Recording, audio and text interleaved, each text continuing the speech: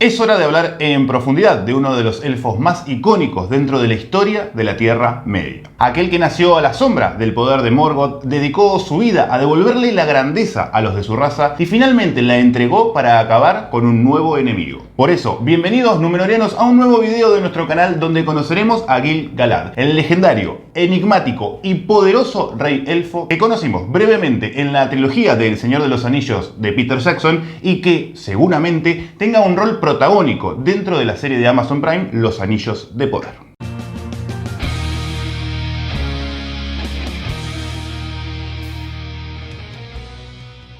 El origen y árbol genealógico de Gil-galad es uno de los temas en los que los maestros de la tradición no se han logrado poner de acuerdo. Aunque sin dudas hablamos de un elfo Noldor descendiente de Finwë que llegó a convertirse en el último supremo rey de los Noldor en el exilio. Para conocer su historia, viajemos a la primera edad del Sol. Sabemos que era costumbre entre los elfos portar varios nombres con los que eran conocidos. Uno lo otorgaba el padre al momento de nacer y otro la madre durante la infancia. También forjaban uno propio cuando desarrollaban su personalidad o cuando había profundos cambios en el surco de su vida. Por este motivo es que Gil-galad fue conocido originalmente como Ereinion, vástago de reyes, y Artánaro, fuego noble. Con el paso de los años fue forjando la personalidad de Gil-galad, que significa estrella radiante, y se le dio por el resplandor y majestuosidad de su armadura de plata y blancas estrellas. Gil-galad nació en algún momento sobre el final de la Edad de los Árboles y el año 455 de la primera Edad del Sol, aunque suele tomarse como firme la segunda fecha. Por eso se indica que vio la luz en la región de Hithlum, a la oscuridad de las tinieblas del Zangorodrim. Puede haber sido hijo de Fingon, por lo tanto heredero de Fingolfin, o hijo de Orodred, lo que tendría más sentido, pero sobre el que también hay dudas sobre su procedencia, por lo que Gil-galad podría ser nieto de Finarfin o nieto de Angrod, un hermano de Galadriel y por lo tanto bisnieto de Finarfin. Sin dudas, fueron años oscuros para los cronistas de la época. De todas formas, podemos establecer que Gil-galad era aún un joven elfo durante las guerras de Beleriand. Este fue el motivo por el cual, luego de la batalla de la llama súbita y la explosión del poder de Morgoth, su padre decidió preservar su vida y enviarlo al resguardo de un reino un poco más seguro. El lugar de destino fue el puerto fortificado de las Falas, que era liderado entonces por Círdan. El carpintero de barcos le forjó su temple y compartió con él su sabiduría. Pero, tras la caída de Nargothrond, las fronteras quedaron expuestas y no tardaron en caer en el yugo del Señor Oscuro. Por lo que Círdan debió escapar junto a su pueblo y Gil-galad hacia la isla de Valar, donde comenzaron a llegar y a congregarse poco a poco los exiliados de distintos pueblos. En el año 511 se produjo la caída de Gondolin y la muerte del rey Turgon, hasta entonces rey supremo de los Noldor. Al año siguiente sucedió la tercera matanza entre hermanos en las desembocaduras del Sirion y el cautiverio de los hermanos Elrond y Elros. La noticia viajó a través de Tuor. El pueblo Noldor poco a poco mermaba y se consumía en su propio juramento. Tras la guerra de la cólera y la inundación de la región de Beleriand, se entiende que, en barcos, lograron sobrevivir y llegar hasta las Ered Luin, las montañas azules, que ahora eran las nuevas costas hacia el Gran Mar. Allí comenzó a reunirse nuevamente los distintos grupos de elfos sobrevivientes de las guerras contra Morgoth. Ya en la Segunda Edad y sobre esas mismas costas, Gil-galad fundó el reino de Lindon y fue nombrado nuevo rey de los Noldor en el exilio. Debió asumir el liderazgo de todos los de su raza y ejercer lo que, hasta entonces,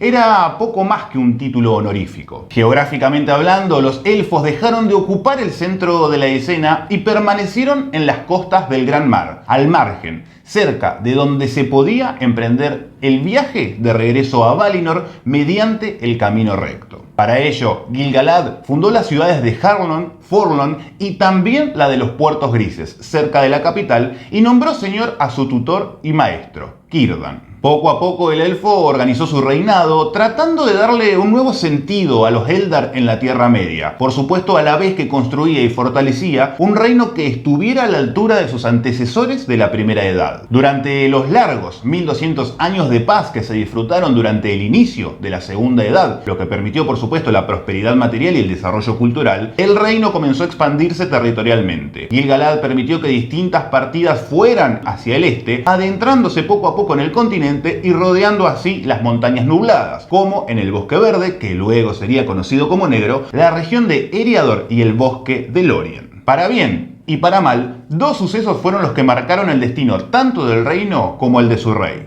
El primero sucedió en el año 600. Desde las costas de Lindon se avistó a la primera embarcación númenoriana, aquel reino de los hombres que venían desde una enigmática isla del oeste. Eran comandados por Beantur, pero no fue él, sino su nieto, Aldarion, quien verdaderamente forjó una alianza con Gil-galad y hermanando de esa forma los reinos de Lindon y Númenor. Aldarion arribó en el año 725 y permaneció hospedado como amigo del rey elfo. Poco antes, Galadriel, Celeborn y Celebrimbor habían liderado una expedición y habían fundado Eregion. Este hecho tiene muchísimo que ver con el segundo suceso, la llegada de Anatar, el señor de los dones, quien decía ser un enviado de los Valar para ayudar a la reconstrucción de los reinos élficos. Como sabemos, Anatar no era otro que Sauron disfrazado. El primer lugar que eligió para presentarse fue, claro, el reino de Lindon. Gil-galad desconfió automáticamente de este supuesto enviado y no le permitió el ingreso a su reino. Pero donde sí encontró respuesta favorable fue en el de Eregion, donde Celebrimbor desarrollaba fuertemente la herrería. Ese fue el contexto que permitió la creación de los anillos de poder, el anillo único y la consecuente guerra por su posesión. En este video que estás viendo acá ya te conté y detallé cómo fue aquella guerra. Lo cierto es que, antes de que estallara el conflicto, Celebrimbor entregó a Gil-galad 2 de los 3 anillos de poder élficos que habían sido forjados en secreto. Así, el rey elfo mantuvo bajo su custodia a Vilia y Naria. Gracias a la ayuda de Númenor, Lindon se erigió como vencedor de la guerra. Sauron fue momentáneamente derrotado y cambió su objetivo de ataque. Al no ser los elfos los hostigados por el nuevo Señor Oscuro, volvieron a gozar de un largo periodo de paz y se mantuvieron bastante ajenos a los grandes problemas de la isla y la Tierra Media. Lo que no quiere decir, bajo ningún punto de vista, que Gil-galad se haya mantenido ocioso, sino que continuó incrementando su poder. Como cuenta la leyenda, Sauron provocó la caída de Númenor en el año 3319. Las aguas del Gran Mar se agitaron, la isla de Númenor se hundió y tiempo después, algunos de los barcos que lograron huir llegaron a las costas de Lindon. Eran comandados por Elendil, señor de la extinta Andúnie, quien también reclamaría el reino de los Númenor en el exilio. Gil-galad recibió a Elendil, quien fundó parte de su reino en las inmediaciones de Lindon, y en alianza gobernaron los años siguientes hasta la reaparición de Sauron. Alertados por el avance de Mordor sobre el reino de Gondor en el sur, juntos decidieron formar la última alianza de hombres y elfos para acabar para siempre con la amenaza latente del Señor Oscuro. Para la conformación de aquel enorme ejército que marchó hacia el sur,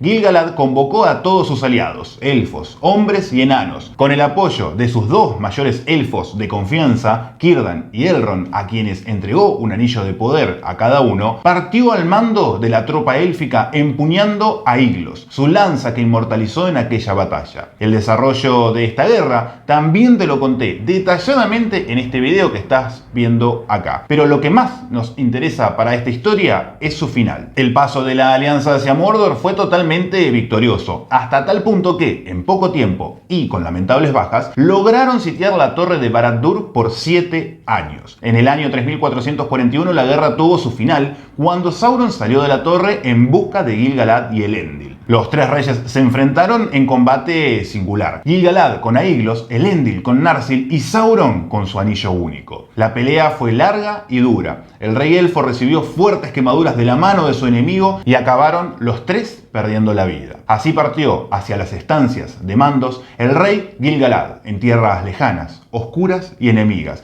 pero dando su vida por su pueblo y por todos los habitantes libres de la Tierra Media. Nadie sabe dónde habita ahora. La estrella de Gil-galad cayó en las tinieblas de Mordor, el país de las sombras. Esta fue la historia del rey élfico, uno de los más grandes dentro de los de su raza, principalmente por su habilidad para gobernar, por su valentía y por sus hazañas militares. Si llegaste hasta acá y no estás suscripto, este es el momento de hacerlo. Además, puedes apoyarnos convirtiéndote en un mecena de este proyecto por única vez con el botón de gracias o de forma permanente con el botón de unirte. Como todos estos nobles y fieles numenorianos que estás viendo acá abajo.